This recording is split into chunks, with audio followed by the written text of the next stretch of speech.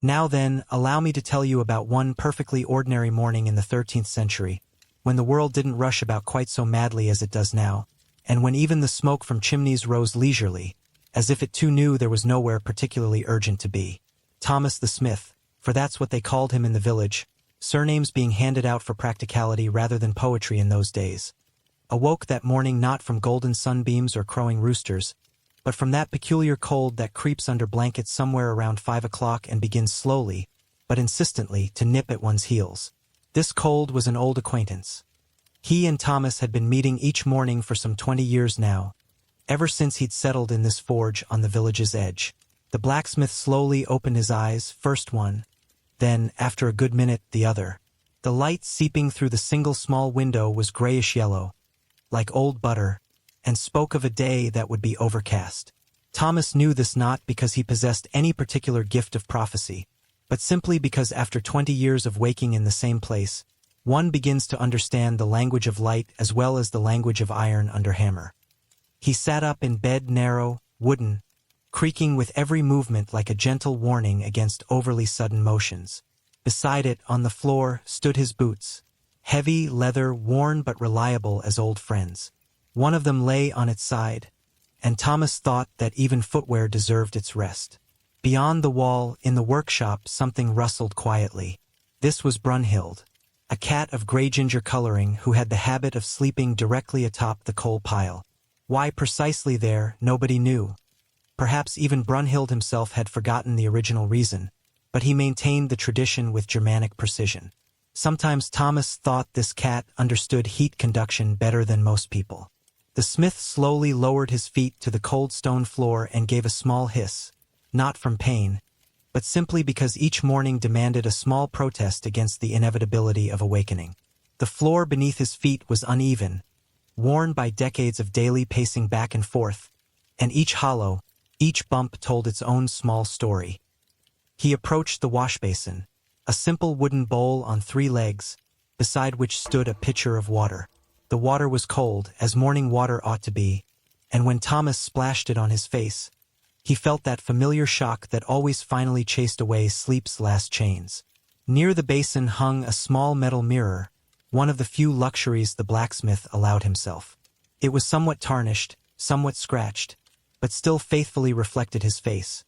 Broad, with a thick dark beard, eyes the color of wet earth, and creases at the temples that had appeared not so much from age as from constant squinting over his work. In the workshop something thumped. Likely Brunhild had decided to change position on his coal bed. Thomas dressed unhurriedly. First the rough linen undershirt, then trousers, then the sleeveless jerkin. Each garment was donned slowly, thoughtfully, as if it were a ritual. And in some sense it was the daily ritual of transforming sleepy Thomas into Thomas the Smith, ready to meet a new day, new horseshoes, and old problems. When he opened the door between his small chamber and the workshop, he was greeted by the familiar bouquet of scents. Cold iron, ash from yesterday's coal, the faint smell of oil, and something else elusive, perhaps simply the scent of time itself, settled here over years of work. The workshop was spacious, with a high ceiling that disappeared into shadow. In the center stood the forge, the heart of the entire smithy, now cold and silent, but ready for awakening. Nearby lay hammers of various sizes, tongs, chisels, all that arsenal without which a blacksmith becomes merely a man with strong hands. And there, on the coal pile, curled into a ball, slept Brunhild. He slept so deeply and peacefully that even his whiskers didn't twitch. Thomas paused for a moment, watching this scene. There was something soothing about how the cat trusted the world enough to sleep in the open, on hard coal, fearing neither cold nor noise nor anything at all. And beyond the window, the day was beginning to brighten, slowly, without haste, as befitted a day in the 13th century, when no one had yet invented clocks to remind people they were running late for their own lives. Now, you might think that a blacksmith's first order of business would be to light his forge and set about the day's hammering with great purpose and industry. But Thomas, you see, was a man who understood that some things simply cannot be rushed, and breakfast was chief among them. He made his way to a small wooden shelf that served as his pantry, a generous term for 3 planks nailed to the wall and holding what could charitably be called provisions. There sat a loaf of bread, dark and dense as a small boulder, a clay pot of what had once been butter, and a leather pouch containing strips of dried meat that had achieved a consistency somewhere between leather and wood. The bread, when he tapped it with his knuckle, responded with a sound not unlike that of knocking on oak. This was not necessarily a criticism. Bread in those days was built for endurance rather than tenderness. It was the sort of bread that could survive a siege, outlast a winter, and possibly be used as a weapon in desperate circumstances. Thomas sawed off a thick slice with his eating knife, a process that required both patience and a certain amount of faith in the structural integrity of his table. The butter, thankfully, had not yet achieved the same geological permanence as the bread, though it moved with the reluctance of something that had given up on the concept of spreadability sometime during the previous century. As he worked his breakfast into submission, Brunhild stirred on his coal throne. One yellow eye opened, regarded Thomas with the sort of mild disapproval that cats reserve for humans who make noise before noon, then closed again. The cat's philosophy seemed to be that the world would still be there whenever he decided to acknowledge it, and there was considerable wisdom in this approach. The workshop gradually filled with that particular quality of light that comes when dawn finally admits defeat to morning proper. It was the sort of light that revealed dust motes dancing in the air like tiny, aimless spirits, and made the iron tools gleam dully with the promise of the day's work to come. Thomas chewed his bread methodically, not because he particularly enjoyed the process, but because attempting to hurry would have been both futile and potentially dangerous to his remaining teeth. Between bites, he surveyed his domain with the satisfaction of a man who had found his place in the world and seen no particular reason to look for another.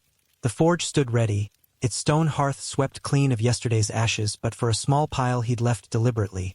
Old coals made better kindling than new wood, a lesson learned through years of smoky trial and considerably smokier error. His bellows hung nearby, leather-worn smooth by countless grips, creased and comfortable as an old friend's face. Along the walls, his tools waited in their ordained places. There was his pride, a set of hammers ranging from delicate things no heavier than a lady's fan to mighty sledges that could flatten horseshoes or, in a pinch, small trees. Each had its purpose, its personality, its particular voice when striking iron. He knew them all as well as a shepherd knows his flock. Just then, the morning stillness was broken by a sound that was less noise than phenomenon. A sort of wooden grinding, accompanied by what might charitably be called breathing, though it sounded more like a bellows with a leak. This could only mean one thing: his apprentice had arrived. Young Edwin, though at 22, he was hardly young except by the standards of patience, possessed what might kindly be termed an unhurried approach to locomotion. Where other people walked, Edwin proceeded. Where others moved with purpose, Edwin advanced with the deliberate care of someone perpetually concerned that the ground might not be entirely trustworthy. The door to the workshop opened with its customary protest, a long, drawn-out creak that seemed to question the very necessity of opening doors at all. Edwin appeared in the doorway, looking as though he had wrestled with the very concept of morning and achieved, at best, a draw. His hair stuck up at angles that defied not only gravity but common sense, and his eyes held that glazed quality of someone who had been awake for at least 10 minutes but whose brain was still negotiating the terms of full consciousness. "Morning, Master Thomas," Edwin managed, his voice carrying the hoarse quality of someone who hadn't quite remembered how speaking worked. "Good morning, Edwin," Thomas replied, noting that his apprentice was wearing one boot and one shoe, and that his leather apron was on backwards. "I trust you slept well?" Edwin considered this question with the gravity it deserved, which was to say, considerably more gravity than it actually warranted. "Slept? Yes. Well is debatable."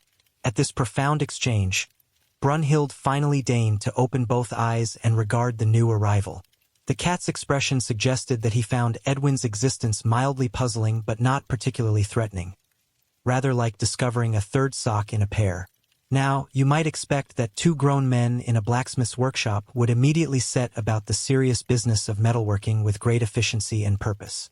But Thomas had learned long ago that rushing Edwin was rather like trying to hurry a particularly philosophical tortoise, theoretically possible, but likely to result in confusion for all parties involved. Instead, Thomas busied himself with the gentle art of forge preparation while Edwin stood in the doorway, apparently conducting some sort of internal inventory of his various limbs and their current states of cooperation. This was Edwin's morning ritual, as essential and unchangeable as sunrise itself, though considerably less predictable in its timing. Thomas began arranging kindling in the forge.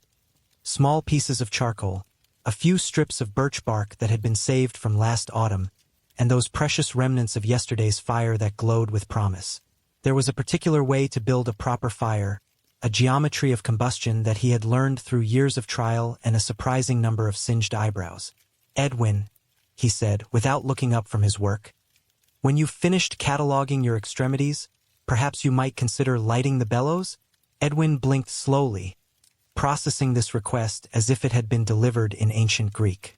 "The bellows," he repeated, with the tone of someone who had just been asked to explain the deeper mysteries of existence. "Yes, the bellows." He shuffled toward the forge with the measured gait of a man walking through invisible molasses. Brunhild watched this progression with the sort of fascination typically reserved for particularly slow-moving natural disasters. The bellows were simple enough. 2 leather bags connected by wooden handles, designed to pump air into the forge with rhythmic precision. In the hands of a competent person, they produced a steady, powerful draft that could turn coal into a roaring inferno. In Edwin's hands, they produced something that sounded rather like a dying whale attempting to sing hymns. "We stump, we stump, we stump." Thomas listened to this irregular rhythm and sighed quietly. "Edwin, my boy, the bellows work best when both hands move in opposition to each other, not in synchronized confusion." "Ah," Edwin said, pausing to consider this revolutionary concept. "Opposition. Yes, I see." He didn't see, of course, but he attacked the problem with renewed vigor, which unfortunately made things worse rather than better. Meanwhile, Thomas struck flint to steel with the practiced ease of someone who had performed this action roughly 7,000 times. The spark caught the birch bark, which whispered into flame, which caressed the charcoal, which began to glow with that deep red warmth that promised a proper working fire. The workshop began to transform as the forge came to life. Shadows danced on the walls, the temperature rose by degrees, and the very air seemed to quicken with anticipation. Even Brunhild stirred slightly, one ear twitching in acknowledgement that the day's work was about to begin in earnest. Thomas surveyed the morning's tasks with the satisfaction of a man who knew exactly what needed doing and approximately how long it wouldn't take Edwin to help him do it. There were 3 horseshoes to forge, simple enough work but requiring precision. There was old Cedric's plowshare to repair, where the iron had cracked from too many encounters with stones that had no business being in a field. And then there was the matter of the sword. Ah, the sword. It had been brought in yesterday by young Lord Aldrich Steward, a nervous man who seemed perpetually afraid that someone might ask him to account for his employer's expenses. The blade was ancient, 30 years or more, and hadn't seen battle since its owner's father had carried it on some long-forgotten campaign. Now it needed sharpening, not for war, but for the ceremony where young Aldrich would officially receive his inheritance. It was, Thomas reflected, rather like grooming a war horse for a parade. All the form and tradition, but none of the substance. Still, the sword was beautifully made, with a balance that spoke of genuine craftsmanship, and it deserved proper care regardless of whether it would ever again taste battle. Edwin had finally achieved something resembling a steady rhythm with the bellows, though it sounded more like an asthmatic giant playing a particularly challenging piece of music than proper forge work. The fire, however, was responding well, glowing now with that white-hot intensity that meant serious work could begin. "Excellent, Edwin," Thomas said, with the sort of encouraging tone one might use with a child who had successfully managed to put on both shoes, even if not necessarily on the correct feet. "Now, let's see about those horseshoes." He selected a bar of iron from his stock. Good metal, purchased from a trader who understood the difference between iron that would hold and iron that would merely pretend to hold until the most inconvenient possible moment. The bar was straight, unmarked, full of potential waiting to be shaped into purpose. As Thomas positioned the iron in the fire, Brunhild finally decided that the morning had progressed far enough to warrant his full attention. The cat stretched with that elaborate casualness that cats have perfected over centuries, arched his back into an impossible curve, and then settled into a new position that allowed him to observe the proceedings while maintaining his dignity. The iron began to glow, first dull red, then cherry, then orange, then that perfect yellow-white that meant it was ready to bend to a craftsman's will. Thomas lifted it from the fire with his longest tongs, placed it on the anvil, and raised his hammer. And in that moment, with the glowing metal before him, the familiar weight of the hammer in his hand, and the steady wheeze of Edwin's bellows providing an oddly comforting rhythm, Thomas felt that particular satisfaction that comes from being exactly where one belongs, doing exactly what one was meant to do. The hammer fell, striking the iron with a clear, ringing note that seemed to announce to the world that Thomas the smith was well and truly awake, and the day's work had begun. Now, there's a particular music to blacksmithing that most people never truly hear. Not the obvious rhythm of hammer on anvil, though that's part of it, but the deeper symphony of metal accepting its fate. The way the iron sings as it stretches, the whisper of steam when hot metal meets the quenching bucket, the satisfied grunt of a joint settling into its proper shape. Thomas worked with the unhurried precision of a man who had long ago learned that haste and hot iron were uncomfortable bedfellows. Each strike of his hammer was deliberate, purposeful, gradually coaxing the straight bar into the curved embrace of a horseshoe. The iron, for its part, seemed almost eager to comply, bending and shaping with the sort of cooperation that comes only from properly heated metal and properly applied pressure. Edwin maintained his bellows rhythm with admirable determination, though it still sounded rather like a congregation of wheezers attempting to sing in harmony.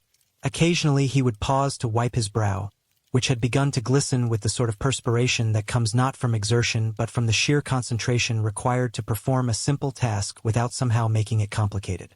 "Master Thomas," Edwin ventured during one of these pauses, "why do you suppose horses need shoes in the first place? I mean, they managed perfectly well for thousands of years without them, didn't they?" Thomas paused in his hammering, not because the question was particularly urgent, but because Edwin so rarely asked questions that weren't about the location of tools he was currently holding. He considered the glowing horseshoe thoughtfully, as if it might contain the answer to one of life's deeper mysteries. "Well now," he said, returning the iron to the fire, "I suppose it's rather like asking why we wear boots when our grandfathers' grandfathers managed perfectly well barefoot. The world gets harder under our feet, doesn't it? More stones, more roads, more places where the ground isn't quite so forgiving." Edwin nodded with the gravity of someone who had just received profound wisdom, though Thomas suspected the profundity would evaporate as soon as the next distraction presented itself. The forge fire settled into its working rhythm, glowing with that steady, purposeful heat that spoke of a day's honest work ahead.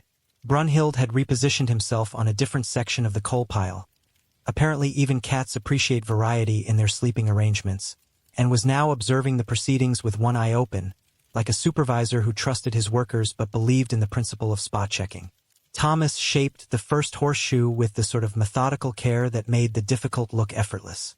Each curve was perfect, each nail hole precisely placed, the whole thing balanced with the sort of symmetry that would make a horse's gait smooth and sure. When he was satisfied, he held it up to the light, turning it this way and that, checking for flaws that existed only in his own exacting standards. "Beautiful work, that," came a voice from the doorway. Thomas looked up to see Aldrich Stewart, a thin, nervous man named Godwin who always looked as though he was perpetually late for something important, though what that might be in a village where the most urgent appointment was usually with the evening meal, no one could say. "Master Thomas," Godwin continued, wringing his hands in that particular way he had, "I've come about the sword. His lordship is most anxious about the ceremony next week, and he wanted to ensure that everything would be suitable." Thomas set down his hammer and wiped his hands on his leather apron. The sword in question leaned against the far wall, wrapped in oiled cloth like a sleeping warrior. It was a handsome piece of work, even after 30 years of ceremonial duty, with a blade that still held its edge and a balance that spoke of a craftsman who understood both the art and the science of sword-making. "The blade is sound," Thomas said, unwrapping the weapon with the care due to a thing of beauty. "The edge wants sharpening, and there's some tarnish on the guard that will polish out nicely. Tell his lordship it will be ready."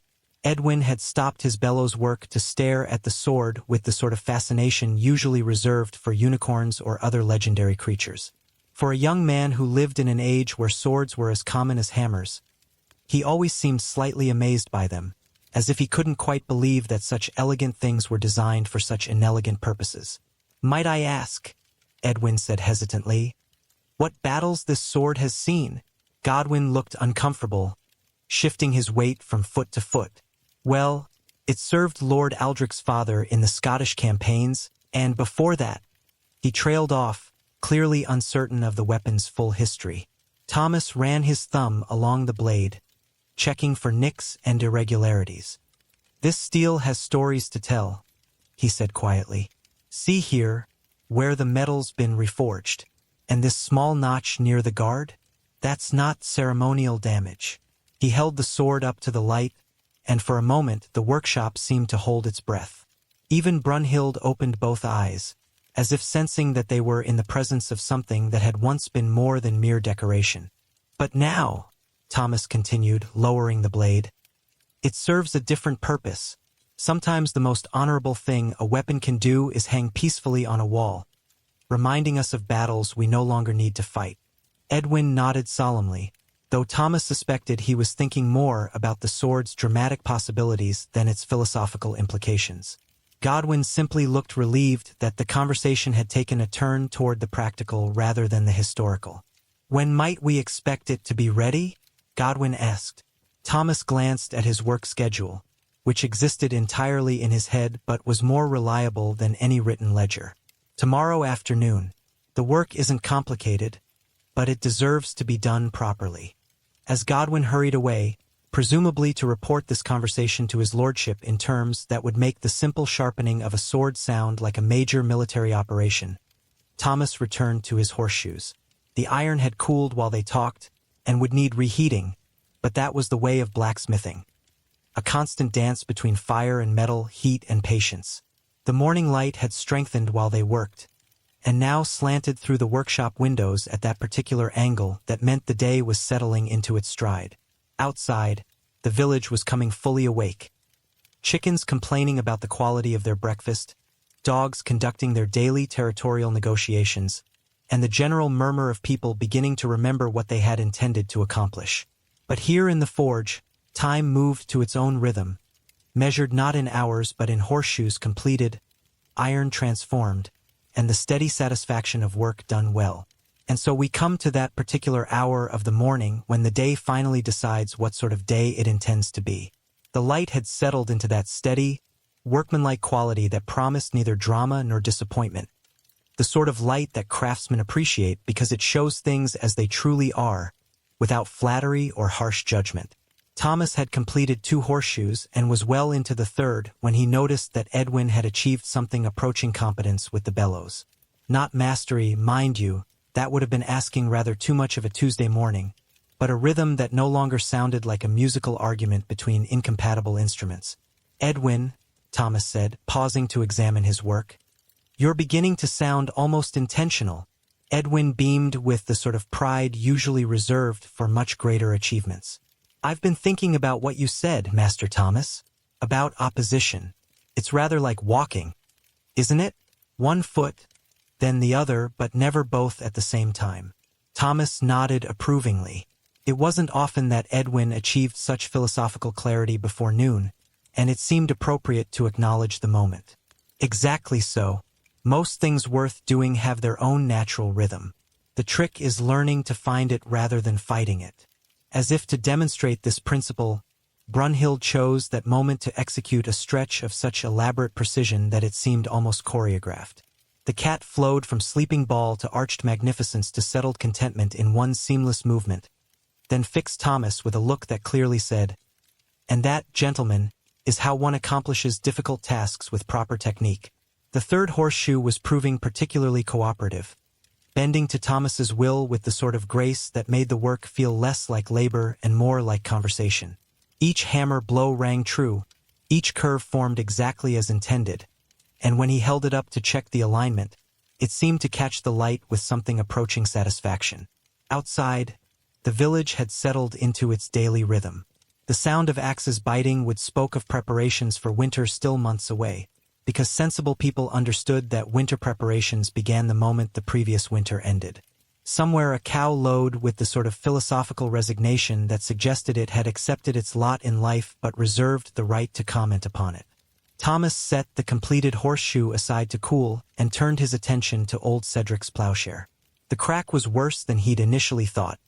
Not merely a surface flaw, but a genuine weakness that spoke of years of faithful service and perhaps too many encounters with stones that belonged in walls rather than fields. "This will need more than simple repair," he murmured, running his finger along the damaged iron. "The whole piece wants reforging." Edwin peered over his shoulder with the sort of intense concentration he usually reserved for particularly challenging breakfast problems. "Could you not simply weld the crack closed?" "Ah, but that would be like mending a broken bone by simply bandaging the skin," Thomas explained, settling into his teaching voice. "The weakness would remain, hidden but not healed. Better to remake the thing properly than to create a beautiful failure." This philosophy seemed to resonate with Edwin, who nodded with the gravity of someone who had just received insight into the deeper mysteries of existence. Which, in a way, he had, though whether he would remember it by dinner remained to be seen. The forge fire had settled into that perfect working heat that required minimal attention, glowing with steady purpose while Edwin maintained his hard-won rhythm on the bellows. Thomas began the delicate work of heating the plowshare section by section, preparing to rebuild it from its own metal, stronger than before. As he worked, his mind wandered to the sword waiting against the wall. Tomorrow he would sharpen its edge to ceremony-bright perfection, polish away 30 years of peaceful tarnish, and send it back to hang in honored retirement. There was something satisfying about giving old warriors the dignity they deserved, even if their wars were long over. The morning light continued its slow journey across the workshop floor, painting everything in that particular golden warmth that spoke of time well spent rather than time merely passing. Dust motes danced in the slanted beams like tiny spirits celebrating the simple fact of existence, and the whole forge seemed to hum with that deep contentment that comes from honest work being done honestly. "Master Thomas," Edwin said during one of his bellows pauses, "do you ever wonder what our grandsons will think of our work? Whether they'll understand why we made things the way we do?" Thomas paused, his hammer halfway to the anvil, struck by the unexpected depth of the question. "I suspect they'll think us terribly old-fashioned," he said finally. "They'll have new ways of doing everything, new tools, new techniques. They might even wonder why we bothered with all this hammering and heating when surely there must be easier ways." "But the iron will still be iron," Edwin observed, "and horses will still need shoes." "Indeed they will, and perhaps that's enough, to know that we did our work well, even if our methods seem quaint to those who come after." Brunhild stretched again, apparently finding this philosophical discussion worthy of a position change.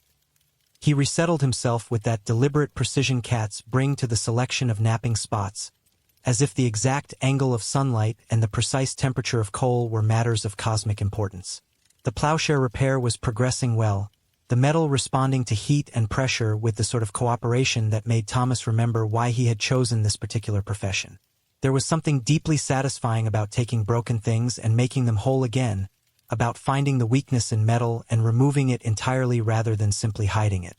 As the morning drew toward its close, though in truth, it was barely past what later generations would call mid-morning, Thomas reflected on the simple pleasure of a day begun properly.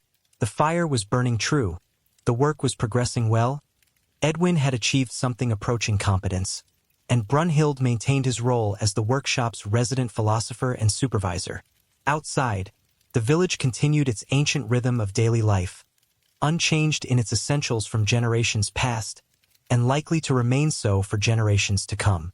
And here in the forge, iron became horseshoes, broken things became whole, and the eternal conversation between fire and metal continued its slow, patient dialogue.